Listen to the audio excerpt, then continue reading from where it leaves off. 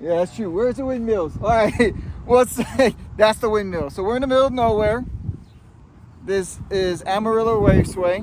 I've never driven here. I've been here once before. I heard the facility has changed a lot. It looks like it's changed a lot. They put like a covering and some other stuff, so super nice. The new owner is who? Kyle. Kyle? Huh? You got your racing. Kyle Uchinsky. He's in my class. I think that's kind of an unfair advantage since he knows the track. That's my excuse. Made it. Flight got delayed and canceled, so I didn't get in until really late last night. Have not had any sleep. Haven't even looked at the car. I'm getting all my excuses out of the way. I'm just happy to be here, guys.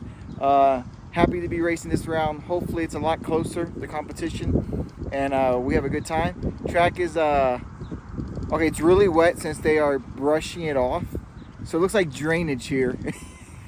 Isn't the best, but they're scooping off the water. Don't worry about that. And then hopefully it dries out sooner or later, so I get some dry laps in, but I'll probably go out there and just sightsee.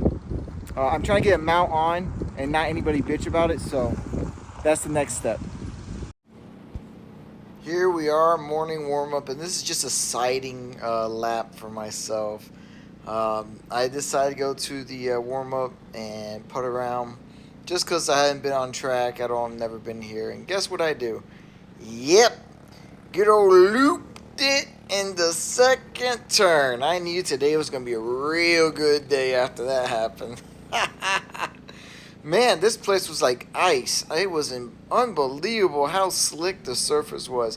I used to go around the outside. There was no grip. Middle, no grip. Inside, no grip.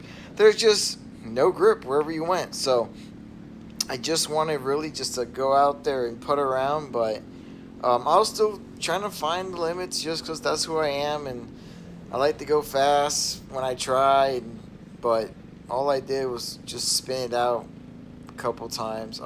It felt like I spun like 10 to 20 times, but I think I only looped it like 3 to 4 times. And on my fast lap coming into the last corner, I was really moving this lap, and you know, these great old brakes I have on this OTK, they're so sensitive that I just go ahead and loop it again. Yeah, after that last loop, I was just going stupid slow. Just wanted to bring it into the pits.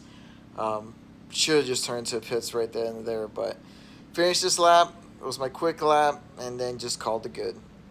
All right, the chaos. This is what we're doing. We're making changes. We're just cleaning up the carts. You're gonna see me spin out about close to 10 times. I don't think I did one clean lap.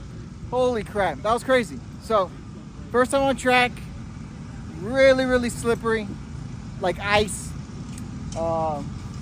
Can't judge anything, so we're not doing any setup changes on the cart because I don't know what the hell I'm doing anyway. So we bolt on the qualifying tires, and we're just gonna send it. So my first practice session was not a really good one because it was all wet. Oh dear baby Jesus, this is a bad idea. The goal is top 8 for qualifying, top 8 all day, and then tomorrow top 5, and then we'll do something in the finals if we have anything, which is, I don't even know. I'm gonna have fun though, definitely. On to qualifying. Since I had no idea what the gear was, I went out really on the wrong gear. I think I was on a 3.86 gear ratio. So amazing pull out of the corners, but just all over the limiter so hard. It was insane. The kart felt really good. Track was extremely easy to learn. Thank God, nothing really technical. Because if it was a technical track, I would have struggled. I have Nick right in front of me, and you can see I just get a really good run, and they just hit like a wall. So turn 6, I believe, you get a really good run out. You really didn't have to use much brakes, and after that, I could just get a really good run, and then bam, just hit the wall. I think I was on a limiter right here. Like, I just smacked the limiter and just get stuck. And that's when I knew I was not on the wrong right gear at all. But overall, for my first dry session out, got about 5 laps in tops. Stupid happy with the performance. Really happy with what we had, and something to build on and work on. If I was on the right gear, maybe P3 would have been possible, possibly P2. P1 it was impossible. There's no catching P1. But P4 in qualifying, really happy. On to the first heat. Well, qualifying the books, guys. I don't know how I did it, but P4 for me. Way off on gearing though, but that's okay. My first dry session on the track, super fun track. I'm super happy I'm out here. I'm glad I get to drive it. It is an awesome track.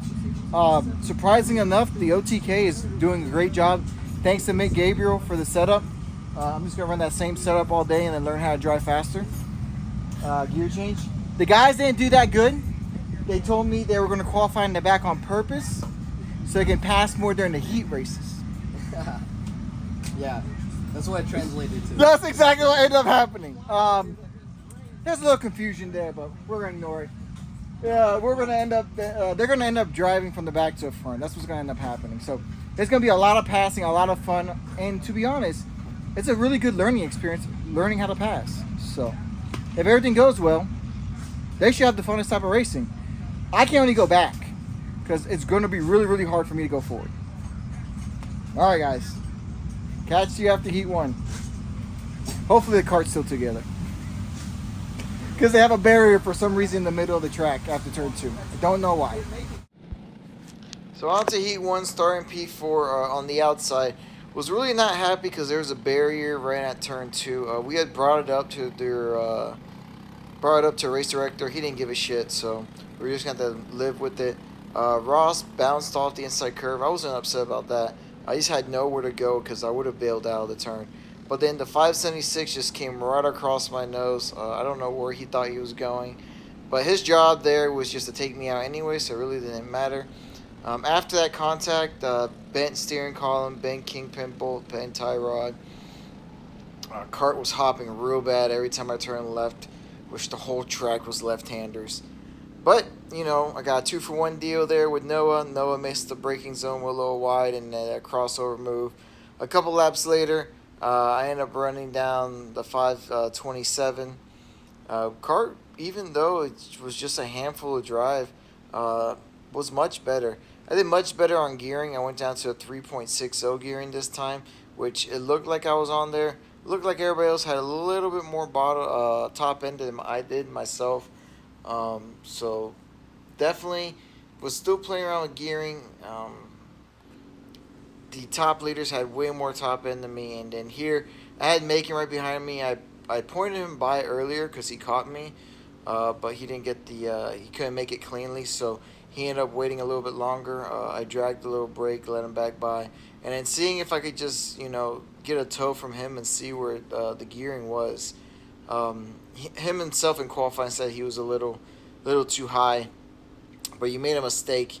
He changed the front driver, made it bigger, and never adjusted the rear driver. So he actually dropped 4 teeth, which, I mean, he was able to make it work. You'll see that really he doesn't lose that much. So I'm thinking to myself, I might have to drop a couple more teeth myself if I get the kart working right. At this point in time, I didn't know I bent all the stuff I bent. But in the tighter section, of course, the gearing would have hurt him a little bit. But really, he was able to do a really good job because 4 teeth puts him lower than the senior guys. So I had the seniors around 3.56.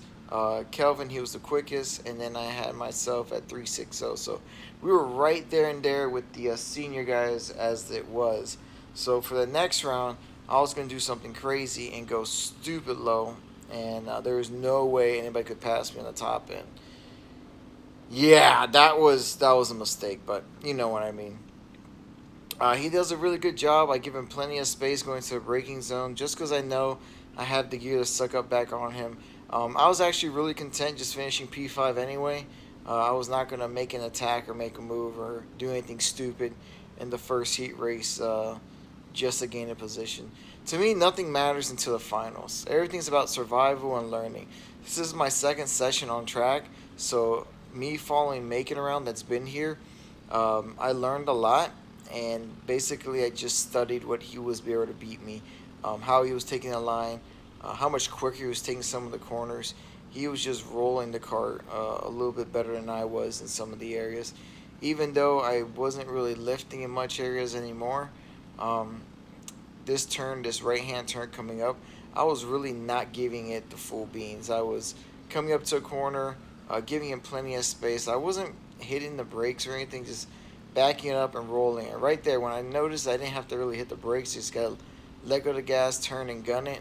I mean, that to me, I picked up valuable information following him, other than just sitting there and battling with him. And you can see the gap difference when it came to gearing. So usually in the 206 class, you gear for one or the other. It's extremely rare that you can get both.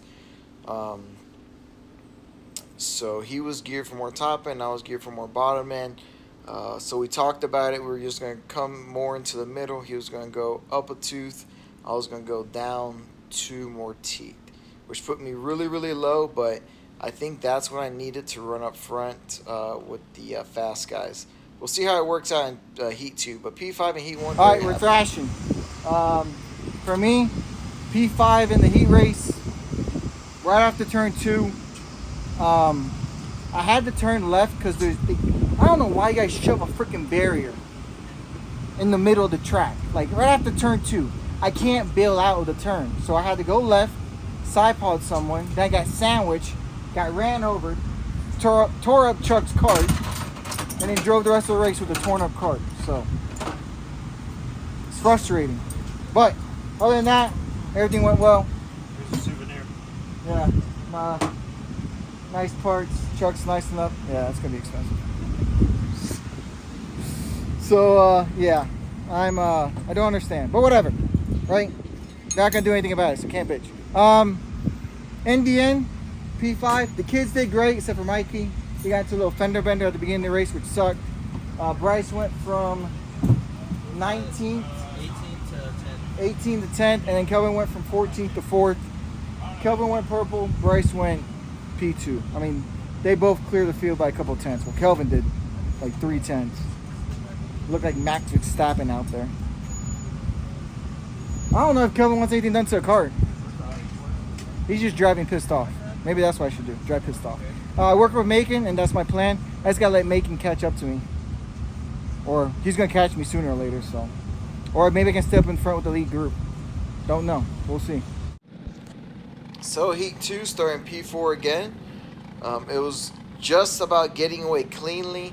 You're going to see here, there's nowhere to bail out in turn 2. So Kyle in front of me has to take a left. Ross just did not turn left hard enough.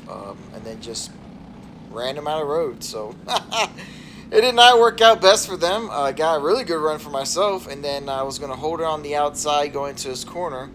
I wasn't going to lift, so I full send. They gave me plenty of space, and then I did a switchback and had a pretty sizable lead. And then found out that even dropping 3 teeth, going to a super low gear ratio, didn't matter. Ross was shoving me so hard down the straightaway, my engine would flatline. That means he must have been around a 3.42 gear ratio, something stupid low, which is way lower than seniors. But right here is what drove me nuts, is he got to the corner, and look at his bottom end power. He just freaking drives right away. Here again, the 576 wants to drive down on top of me. I don't know why. And then from here on out, I mean, I would gain, and you'll see me hit the limiter right around here, and then I'm just not gaining anymore on him. It's insane how much power that motor makes. It's crazy. And then right here, this is where the race just goes completely south for me. I overheard them after Heat 1 they were going to wreck me. I heard them after Heat 2 they did his job. So he comes into a corner, doesn't even try to turn left, and just drives me straight off the track. Excellent officiating from TSRS. Loved it. I tried bringing it up to their attention that they were gunning for me. They didn't want to hear it. They didn't care. So in the end, for the rest of this run, I didn't give a crap. I just putted around, drove around. Kart handled way better after fixing everything. That little push off didn't cause any issues for me, so I'm glad. And then I was just putting around, just trying to hit my marks, trying to improve a little bit here and there. And I did. I set my 2 fastest laps towards the end of the run by myself, without any drafting help. I was not able to do what Ross was able to do on pace. I was not able to run my fastest laps out front with no help. That's pretty impressive since this track is more like Jacksonville and the draft is close to a second. So it's impressive driving. A young man can really drive the wheels off. Overall, it was a really good run. I had fun at this track. Kart handled great, can't complain. I had plenty of power from the AEM. Just frustrating day, that was all. So thanks for everybody for supporting me. I just don't know what to say. I'm just frustrating weekend as it is. It was just frustrating overall, but I ended up P4. Good finishes for the Heat 2. On to the next day. I did not do a closing video because I didn't feel like it. I was not happy, so screw it. Thanks guys for watching. Catch you guys on track.